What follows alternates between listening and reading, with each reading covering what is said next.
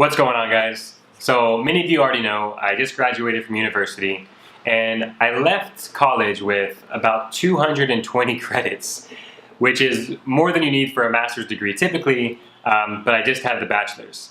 The point being is I didn't pay for any of those credits, and I was actually paid to attend college by maximizing my GI Bill and other military benefits. So a few of you guys were DMing me, asking me how was the transition from military to education, and I thought I would cover at least a few of the points to help you get the most out of your benefits. So the first few of these tips actually start when you're still in the military. The first one being the Dante's program. So Dante's is actually the Defense Activity for Non-Traditional Education Support. And under this program, there's things like CLEP, there's things like the Excelsior College Equivalency, whatever. Just go into your college office and ask to take a CLEP exam or ask for more information on the Dante's program. But what it is in a nutshell is if you can pass the final exam for any introductory class, like Psychology 100, Spanish 101, then you'll actually get the full credit as if you attended that course. So I know the first few were free, and I think the other exams were like 20 to 50 bucks to take the final once I exhausted my limit. And I was actually able to waive a few of my classes. I got the full credit just by taking these final exams. Program number 2, while you're still in the military, is tuition assistance. A lot of guys hear about this in passing, but not many take the command up on it. So basically what you do is, again, go to your college office and enroll in a distance education program. I went to Excelsior College and I went to Coastline College while I was on deployment, and it's fully online. You can even download the program so you don't have to have internet access. And then someone like typically a few pay grades above you will watch you take the final exam. Watch you take the final exam. And this has multiple benefits. Number one, you're getting free tuition. You're getting free college credit. But the second one is you can put this on your eval, and once the command saw that I was serious about education and bettering myself, they actually spent even more money by sending me away to C schools or secondary technique schools. In this way I learned refrigeration, I learned some RAS like helo recovery techniques, and again, more stuff to put on my eval. So even though I came in as only an E1, by my third year I was already an E5. So it really helps your advancement, and of course, it's free education. If you're gonna go to school when you get out anyway, why not start now and have the bulk of it paid for? Now, once you're getting out, what a lot of people want to do is they want to jump right to their post 9/11 GI Bill right away. The reason being the post 9/11 GI Bill, which we'll cover of course later on, it pays you that BAH, that housing allowance. So people want to get out, they want to get that housing allowance, they want to buy a Corvette, and they want to ball out and go to university. However, if there's any kind of feeling that you eventually want to go to graduate school, your best bet is to actually go to community college and pay for it yourself. I know, calm down. But you won't be there long. Number one, you've already maxed out your Dante's and your CLEP exams. You probably waived a few classes already. Then you've done your tuition assistance. You probably got most, if not all of your associates out of the way, and that was paid for through tuition assistance. Now that you're headed to community college, you can apply for the FAFSA, no matter how you are financially. When I was in community college, I didn't think I would get anything, but I applied anyway. And because VA benefits aren't earned income, and a lot of students are too, what the financial advisor told me was, a lot of students are too lazy to apply for financial aid, but if they don't give out all the aid awarded to the university, then they don't get that amount next year. So they really want you to apply for it, and they really want to give it to you. So just apply and see what they say. Next tip is double check your military transcripts. Because I had boot camp training, because I had leadership training through being an E5, and of course my secondary schools, the community college I went to actually awarded me some credit automatically as electives towards my associates.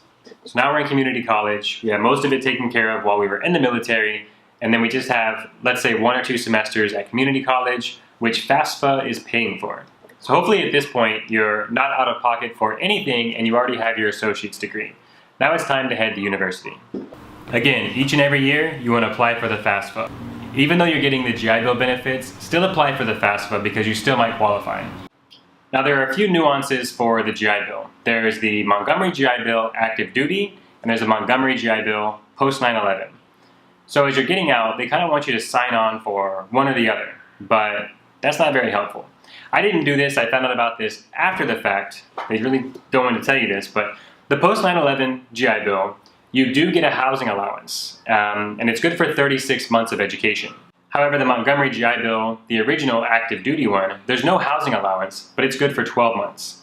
If you do this right, you can combine them and actually get 48 months of education benefits.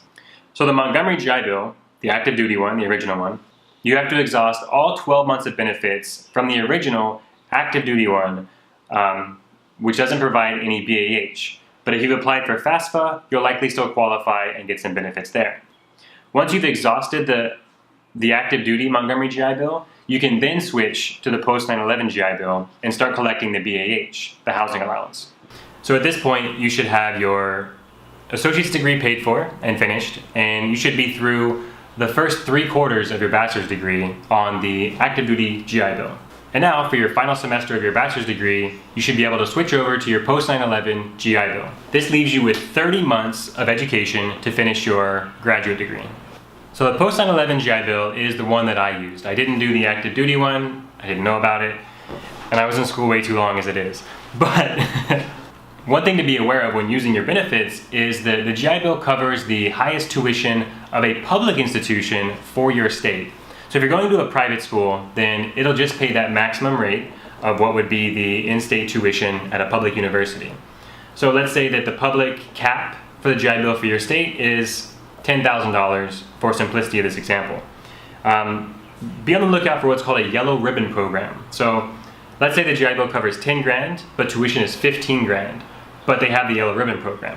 What the yellow ribbon does is, if you're accepted into it, it's a limited amount, they will match what the university puts down towards your tuition.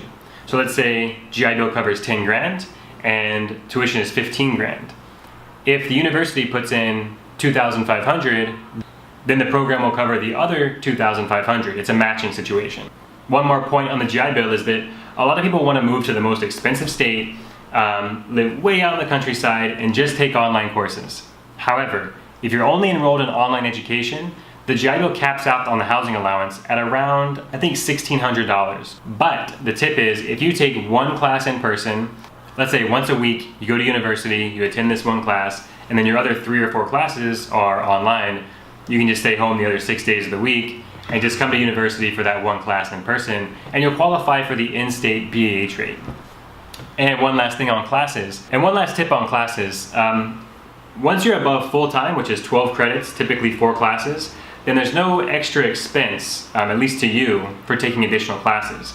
So the idea is, sometimes you'll take 4, maybe 5 classes of stuff that you have to take, and then take one fun class. Take improv, or take astronomy, or take whatever. Okay, so you're in grad school and you're running out of GI Bill benefits. The rules for the GI Bill, this actually happened to me with my undergrad degree, is I only had, I believe, 4 or 5 days of my GI Bill left, but I still had a whole other semester to attend. And I was worried that they wouldn't pay my full tuition, or I wouldn't get the housing allowance, or whatever. And the rules say if you've started the semester and you still have at least 1 day of benefits remaining, they'll cover the rest of that semester. So I was able to max out the benefits and use every last drop, literally. Or let's say you're close to finishing your degree and you run out of benefits for some reason. There's another VA program called Vocational Rehabilitation, or Voc Rehab. So if you can go to Voc Rehab and convince a counselor that you need this higher level degree to get the job that you want, and you have 1 or 2 days of your GI Bill remaining, then they'll actually send you through the full program as long as you have those 1 or 2 days remaining. And the last tip is probably less appealing, but typically the housing rate is 2, sometimes 3 times what you can get an apartment for, especially if you're just renting a room in a place. So what a lot of guys will do is just take their housing allowance, spend just what they need on rent, ride moped, ride bicycle to class, and just save all this housing allowance, put it in an investment account, and that way once you graduate, you can either go on to get your PhD, or you have a nice deposit to put down on a house. And if you're like me and you never did use the original Montgomery GI Bill active duty, and you fully exhausted your 9/11 GI Bill benefits, then you can actually put in for a refund from the VA for what you paid for your original GI Bill. So I'll keep you posted how that goes and let you know if it really is possible. So that's your benefits squared away. I get DMs sometimes, people asking me like, what was the transition actually like? What was the mindset like? It's definitely a big change because once you're in this brotherhood and this kind of comfort of being in the military, it's hard to kind of take your family, take your children, and kind of like leave the military and go into the great unknown. So again, the biggest thing to think about is my favorite topic, which is values and why you want to get out and why you want to go get an education. Again, there's pros and cons to everything. The pros of the military is you have healthcare, your family's provided for, and the cons are fairly obvious. You're not always there to see your family. You're going to be in danger. You're going to be moving a lot. So think about why you're getting out, and think about if you can still make that change. But if you joined for the education like I did, I was on the fence about getting out. And through a few interesting circumstances, I was actually forced out, medically separated. And I'm glad I was. I might not have gotten out otherwise, because it's easy to stay in. It's easy to stay where it's comfortable, even if it is less than ideal. So if I were to go back and do the process all over again, one of the main things I would do is, even though I didn't like being in the military, this last semester I actually found the Veterans Lounge on campus. And most universities have, to some extent, a Veterans Lounge. So you still kind of have that connection, you know, people who at least have some idea of what it's like to be on deployment and be away from your family, and having gone through some certain situations, you kind of have that brotherhood back again, you know. I didn't like the military, but the funny thing is neither did these guys. That's why they got out and went to college, just like me. So you kind of have that instant connection when you land. And of course you're going to meet other students, and you have the opportunity to really start over and build the life that you want. And like we always say, like using the military as a stepping stone, and then using the university as a stepping stone to ultimately get to where you want to be and what your ideal life looks like. So, I don't know, a few tips I hope helps one of you guys out there. And if I missed something, or if you guys have any questions, just leave a comment below. I'm still posting each and every day on my Instagram, at @jhausman, just my journey of personal development and business, finance, mindset, health, wellness, all the good stuff. So give me a follow there, and yeah, see you guys soon.